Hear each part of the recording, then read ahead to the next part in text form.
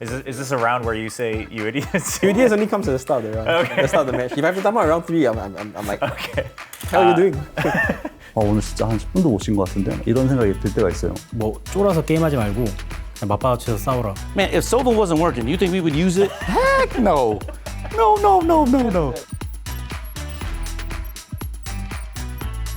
Hello everyone, welcome to VCT Pacific's Time Out, where we're going to have a chance to hear from perhaps the masterminds behind every team here at VCT Pacific. I will be your host, William Cho, and today we are joined by 6 of our coaches and head coaches in VCT Pacific. If we can just go around and do a quick intro, let's start from here. Hector Frost Rosario. Alex Saleh. TLX의 편선호 감독이라고 합니다. 네, 젠지의 솔로 감독이라고 합니다. Spin, Peter, and coach for Global Esports. Nicola Legianinic, coach for Bleed.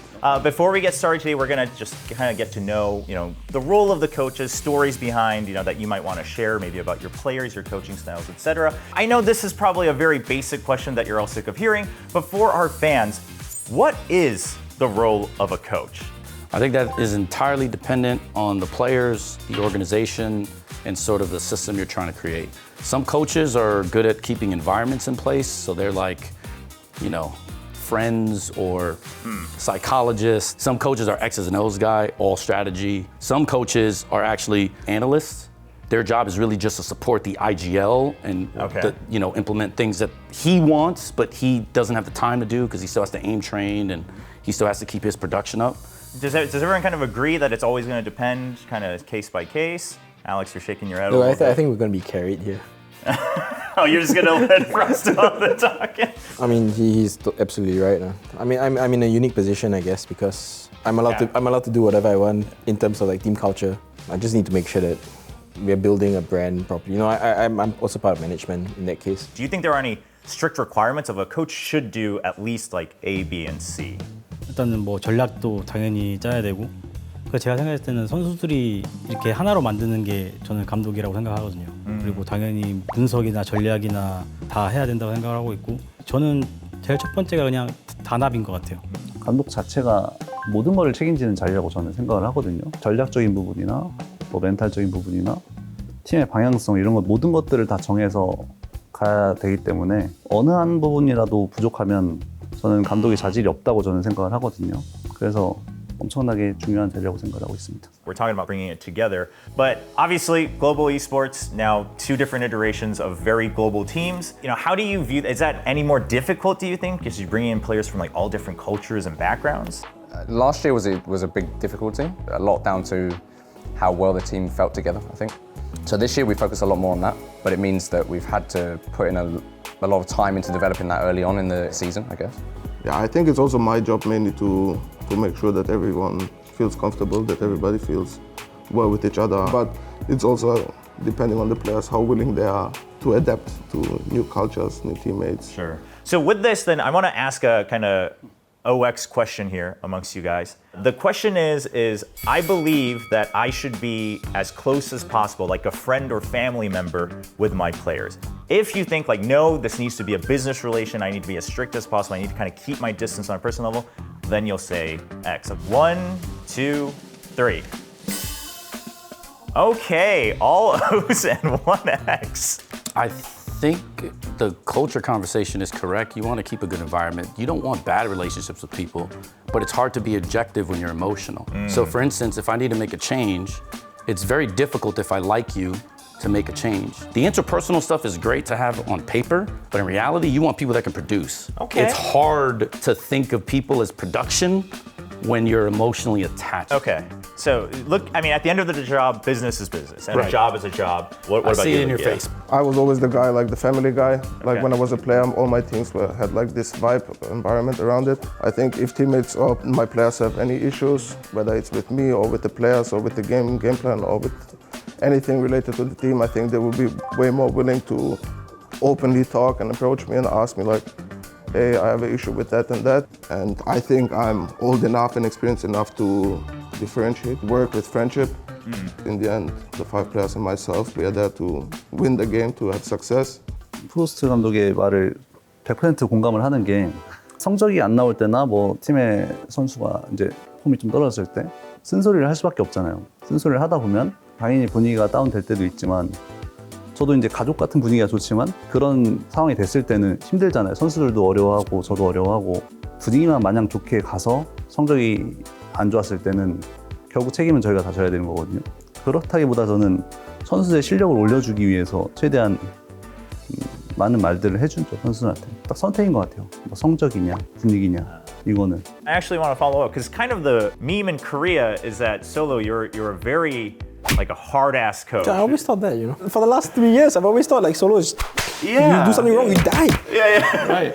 근데 누턴 때는 약간 제가 또 게임을 하고 있으니까 좀 더 약간 선수들한테 집중하라고 너 살아 하지 마 나가지 마 뭐 이런 식으로 많이 했거든요.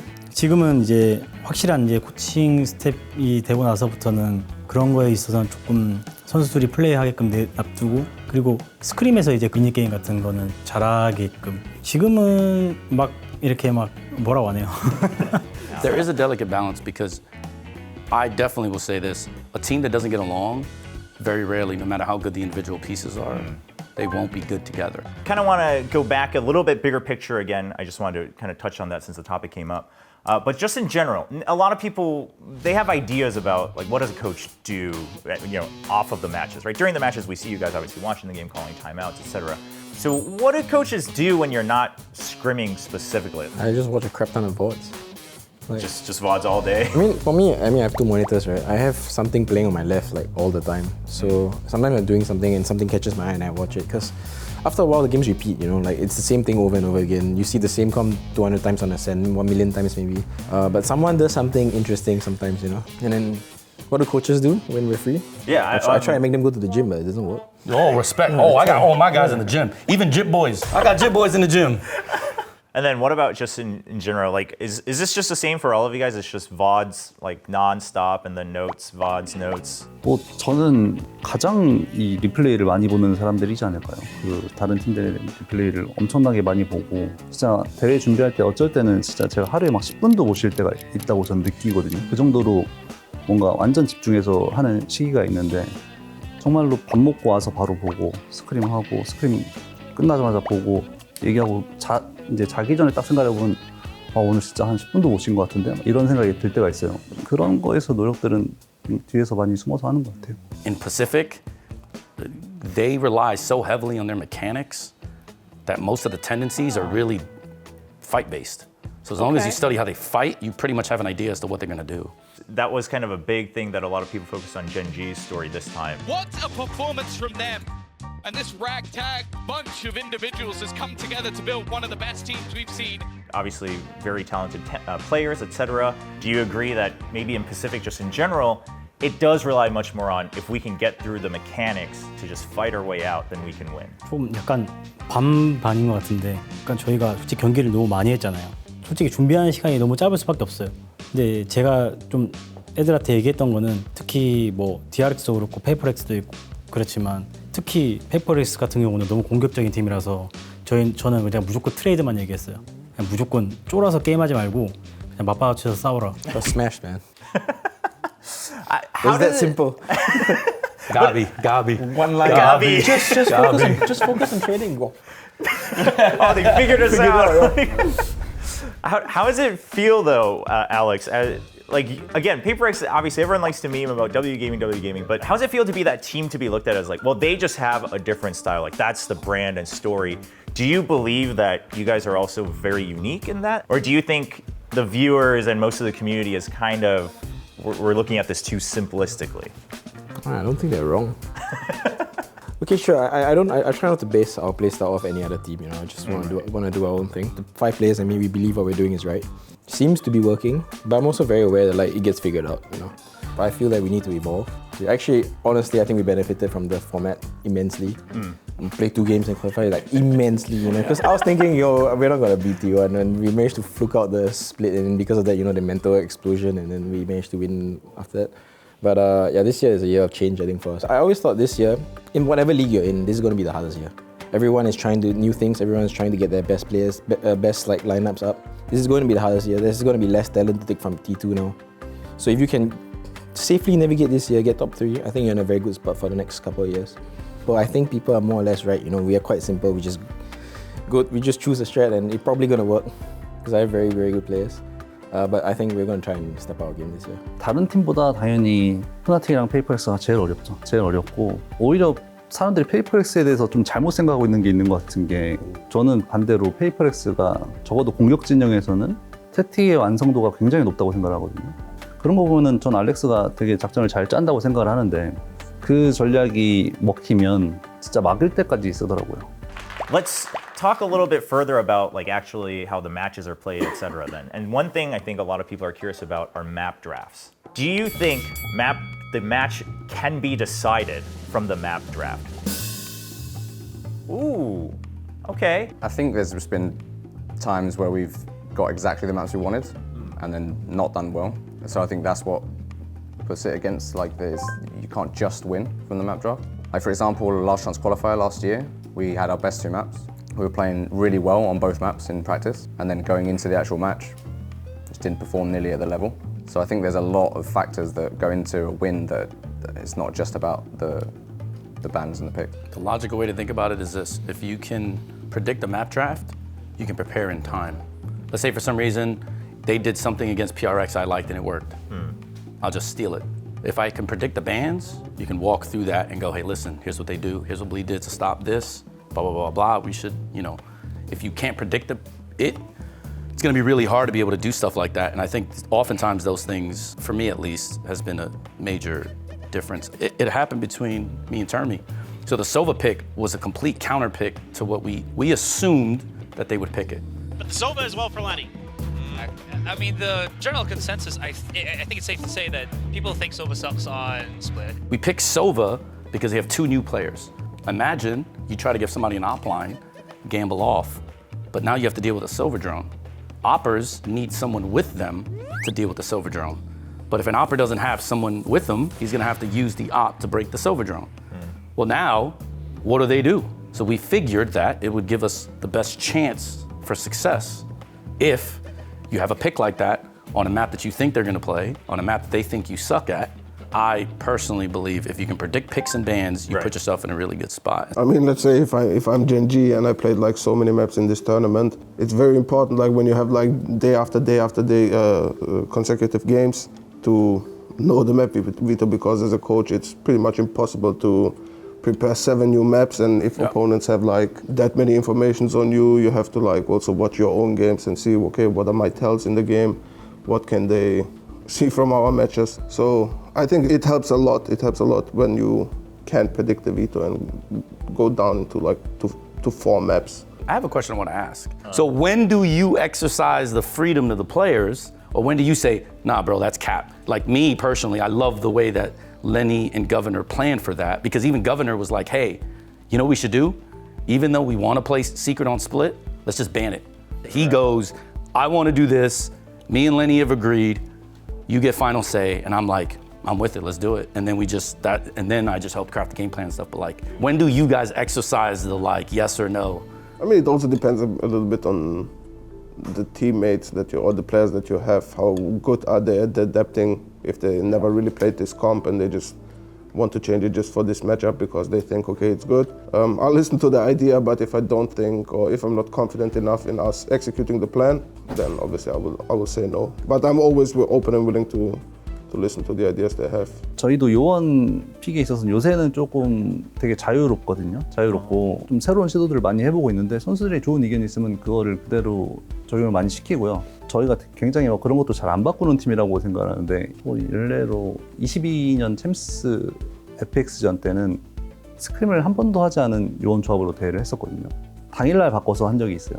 You're very brave. I couldn't do it. I wouldn't have the stomach for it. Okay, your team comes up with this composition. The theory is sound. The match is tomorrow, and it's an elimination match. You haven't scrimmed it. Do you use it or not? Of course. You use it. Okay, you don't.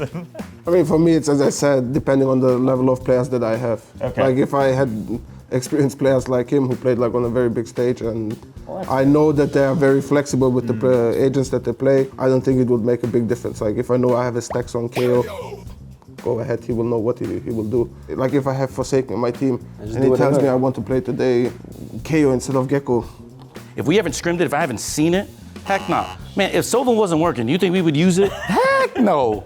No. 원래 저는 그런 걸 좋아하긴 해요. 진짜로 바로 바꾸는 거를. 근데 위험 부담이 크잖아요. 저희가 한 번도 안 했던 조합으로 해서 그냥 전날 그냥 선수들 믿고 너네가 잘하는 요원으로 해서 한번 하자. 근데 제가 그렇게 했을 때마다 다 졌어요. Sort of. I've done it a couple of times in events where it's usually a small modification, right? So maybe you switch us over to a fade because, or the other way around because You need the dog. You need 2 dogs instead of 1 or for whatever. Yeah, or you know that they like. Let's take Ascent that we played it once and we struggled. I think it has to be something where the player is comfortable on it for sure. Like you can't just do something crazy. I feel like that's something with Paper X as well. Like the guys have played together for a long time. It's not just about having great strats to get advantages at the beginning of the round, but when Paper X like break a round down to like a 3v3 or a 2v2, they're also really good at those situations. And I think that's where you can win with like a wacky comp. So I have a list of questions where we'd like to do a little rapid fire session. This is on your team. Most likely to come for life advice. Oh, Cruz. Most disciplined person I've ever experienced in esports. Oh, wow. Hands down, like player-wise, sorry. Player-wise. I think Davai or Mindfreak, one of the two. They're older, you know. 스택스? 텍스처. Ross for sure.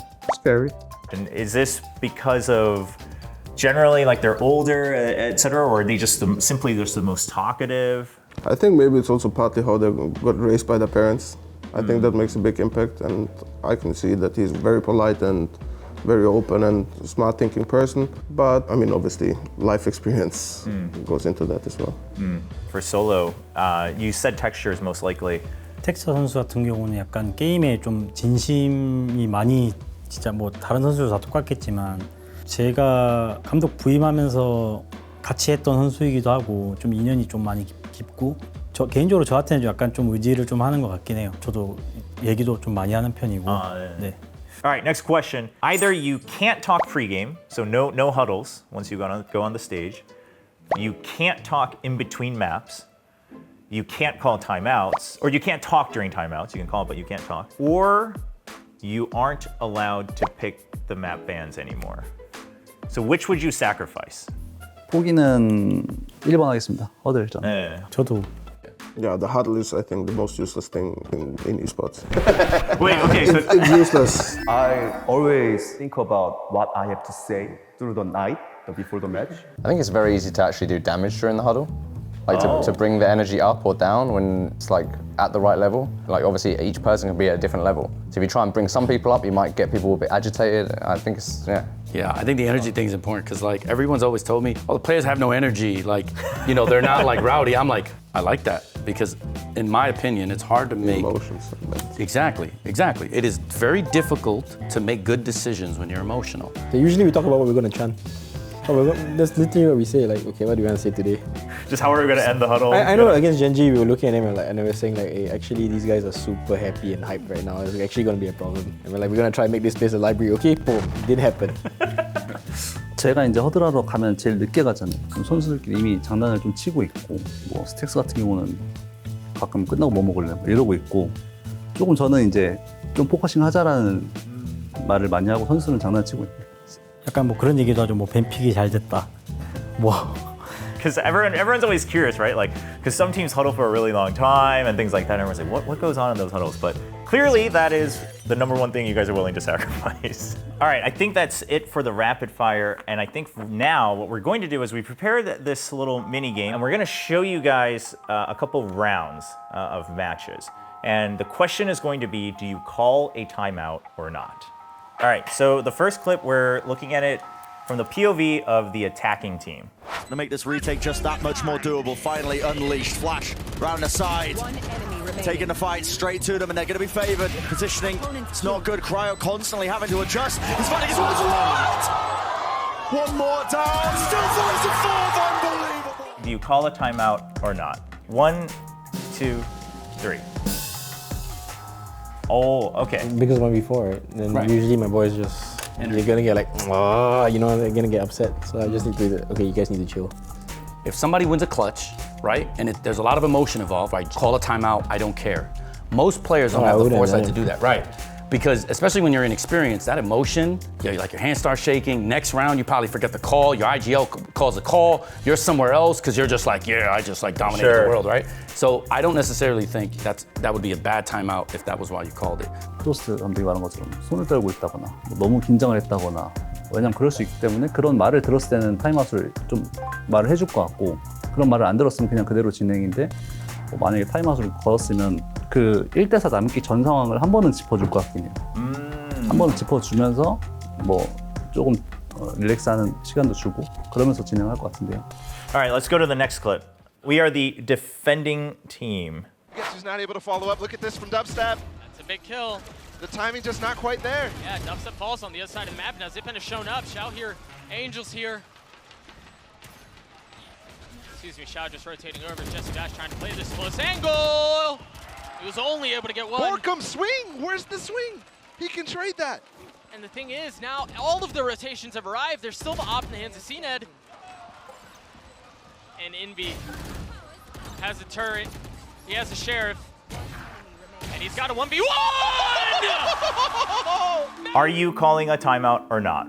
1, 2, 3. 4 of you are calling timeouts. Let's hear from the minority first. You're not calling a timeout. No, because macro-wise, we dominated that round. Micro-wise, we didn't. Like, for instance, Silva has his bow out first. Obviously, you expect professional players to know not to do that, right? Small gaff. Then they're in a 1v3. Sure, they didn't trade well, they didn't ping pong correctly, you know, all that stuff. But like, if I'm calling a timeout for that, bro, we got bigger problems, right? Like, my IGL should be able to understand what happened there. It's like, okay, guys, we need to trade a little better. These guys are really good. Relax. Let's hear a little bit from why are you calling the timeout? I mean, there was way too many mistakes in 30 seconds happening. The communication was very off, corners were not cleared, utility was not properly used, and then again, like against the last guy, the spacing was very off. If that happens, that means my team is right now off. Oh, okay. Mental reset.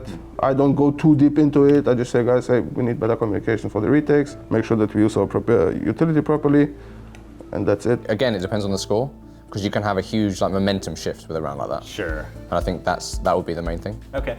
Yeah, it's the same thing. It really depends on the score. I mean, in round 11, they do this. One more round, you get halftime anyway. I probably won't do anything, unless it's like, you know, like, okay, we need the last round. It will be like between 8-4 and 9-3. Sure, I would definitely sure. time out. Okay. So, okay. Is this a round where you say you idiots or? No, maybe not. You idiots only comes at the start of the round. Okay. The start of the match. If I have to time out round 3, I'm like, okay. How are you doing?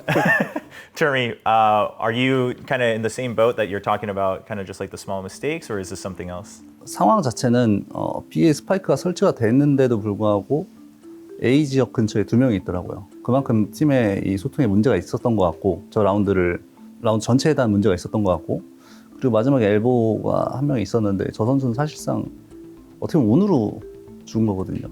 왜냐면 스패밍이 좋았기 때문에 그런 부분들도 정리 안 된 상태에서 라운드를 진행했던 것 같고 그리고 1대3도 사실 트레이드가 안 나올 수밖에 없게 싸웠기 때문에 진 것 같아서 엄청나게 쓴소리를 하지 않았을까 경기 중에서는. 네. Okay, all right, but a little bit of insight. Obviously, again, like you guys said, it all depends on the overall score and flow and whatnot. But I think it's just kind of a nice little tidbit, a little hint at what goes on in a coach's mind. I know we talked about a lot of things, but before I let you go, I just want to hear quick goodbyes from everyone. I look forward to our season and playing all of you in game and server.